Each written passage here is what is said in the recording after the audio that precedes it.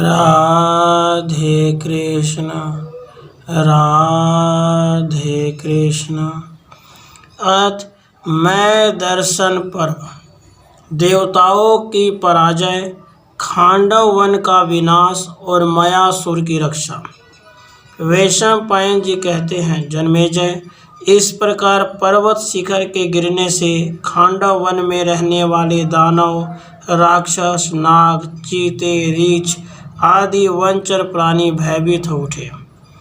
मद की धारा बहाने वाले हाथी, शार्दूल, केसरी, सिंह, मृग, भैंस, सैकड़ों पक्षी और दूसरी जाति के प्राणी अत्यंत उद्विग्न हो इधर उधर भागने लगे। उन्होंने उस जलते हुए वन की ओर और मारने के लिए अस्त्र उठाए श्री कृष्ण तथा अर्जुन को देखा। उत्पात और आर्तनाद के शब्द से उस वन में खड़े हुए वे सभी प्राणी संत्रस्त हो उठे थे। उस वन को अनेक प्रकार से दग्ध होते देख और अस्त्र उठाए हुए श्री कृष्ण पर दृष्टि डाल भयानक आर्तनाद करने लगे।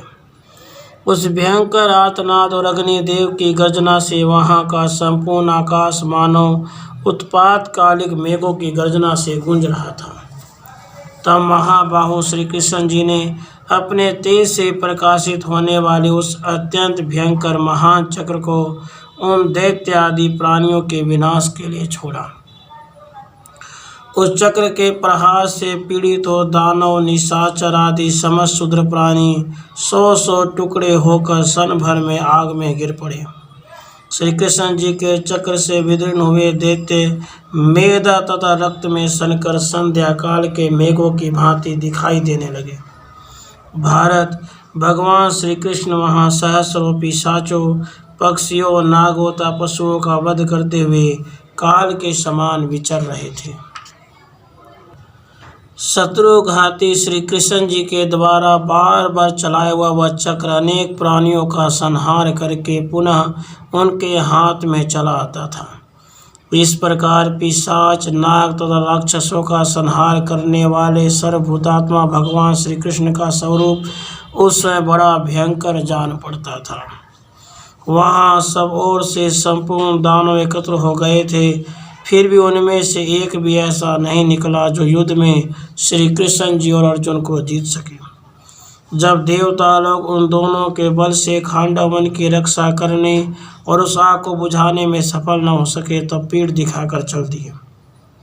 राजन, सत्क्रतु इंद्र देवताओं को विमुख हुआ देख श्री कृष्ण जी और अर्जुन की प्रशंसा करते बड़े प्रसन्न हुए। देवताओं के लौट जाने पर इंद्र को संबोधित करके बड़े गंभीर स्वर से आकाशवाणी हुई, वासव, तुम्हारे सखा नाग पर्वत तक्षक इस समय यहाँ नहीं है। वे खांडव दाह के समय कुरुक्षेत्र चले गए थे। भगवान वासुदेव तथा अर्जुन को किसी प्रकार युद्ध से जीता नहीं जा सकता। मेरे कहने से तुम इस बात को समझ लो। ये दोनों पहले के देवता नर और नारायण हैं। देवलोक में भी इनकी ख्याति है। इनका बल और पराक्रम कैसा है यह तुम भी जानते हो। यह पराजित और दुर्धर्ष वीर है। संपूर्ण लोकों में किसी के द्वारा भी युद्ध में जीते नहीं जा सकते। ये दोनों पुरातन ऋषि श्रेष्ठ नर नारायण संपूर्ण देवताओं, असुरों, यक्षों, राक्षसों, गंधर्वों, मनुष्यों, किन्नरों तथा नागों के लिए भी परम पूजनीय है। अतः इंद्र, तुम्हें देवताओं के साथ यहाँ से चले जाना ही उचित है। खांडव वन के इस विनाश को तुम प्रारब्ध का ही कार्य समझो। यह आकाशवाणी सुनकर इंद्र ने इसे ही सत्य माना और क्रोध तथा अमरस छोड़कर वे उसी समय स्वर्गलोक को लौट गए। राजन, महात्मा इंद्र को वहाँ से प्रस्थान करते देख समस्त स्वर्गवासी देवता सेना सहित उनके पीछे पीछे चले गए। उस समय देवताओं सहित देवराज इंद्र को जाते देख वीरवार श्री कृष्ण और अर्जुन ने सिंहनाद किया। राजन, देवराज के चले जाने पर वीरवर केशव तथा अर्जुन अत्यंत प्रसन्न हो उस समय बेखट के खांडव वन का दाह करने लगे।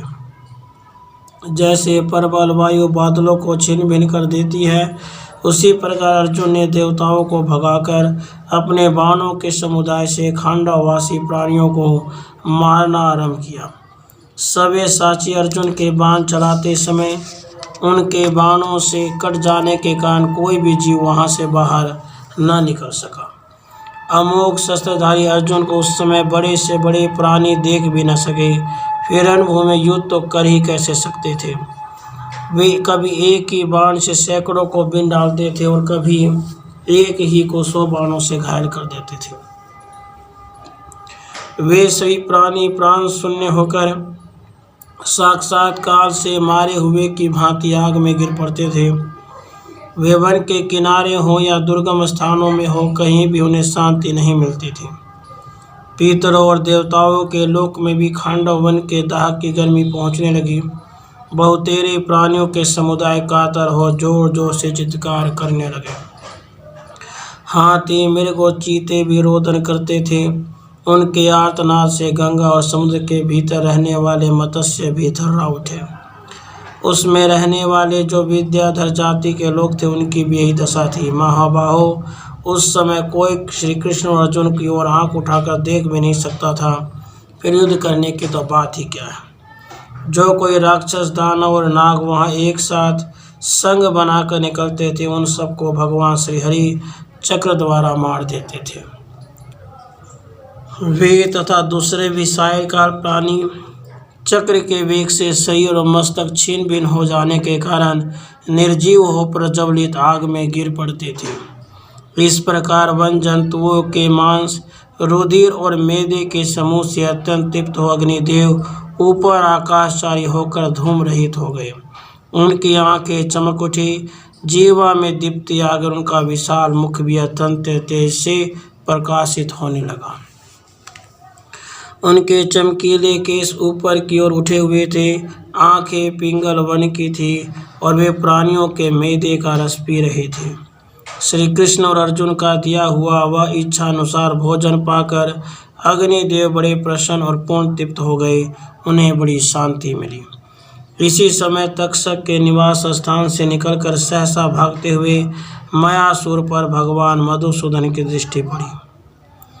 वात साथ ही अग्निदेव मूर्तिमान हो सिर पर जटा धारण किए मेघ के समान गर्जना करने लगे और उस असुर को जला डालने की इच्छा से मांगने लगे। मैं दानवेंद्रों के शिल्पियों में श्रेष्ठ था, उसे पहचान कर भगवान वासुदेव उसका वध करने के लिए चक्र लेकर खड़े हो गए। मैंने देखा एक और मुझे मारने के लिए चक्र उठा है, दूसरी ओर अग्निदेव मुझे भस्म कर डालना चाहते हैं। तब अर्जुन की शरण में गया और बोला, अर्जुन दौड़ो, मुझे बचाओ बचाओ। भारत उसका भययुक्त स्वर सुनकर कुंती कुमार धनंजय ने उसे जीवन दान देते हुए कहा, डरो मत। अर्जुन के मन में दया आ गई थी, अतः उन्होंने मयासुर से फिर कहा, तुम्हें डरना नहीं चाहिए। अर्जुन के अभय दान देने पर भगवान श्री कृष्ण ने नमूची के भ्राता मयासुर को मारने की इच्छा त्याग दी और अग्निदेव ने भी उसे नहीं जलाया। वैशंपायन जी कहते हैं, परम बुद्धिमान अग्निदेव ने श्री कृष्ण और अर्जुन के द्वारा इंद्र के आक्रमण से सुरक्षित रहकर खांडव वन को 15 दिनों तक जलाया। उस वन के जलाए जाते समय अश्व, नाग, मयासुर तथा 4 सारंगक नाम वाले पक्षियों को अग्नि ने नहीं जलाया। इस प्रकार श्री महाभारत आदि पर्व के अंतर्गत मैं दर्शन पर्व में मैं दानव की रक्षा विषयक 227वां अध्याय पूरा हुआ। राधे कृष्ण, राधे कृष्ण।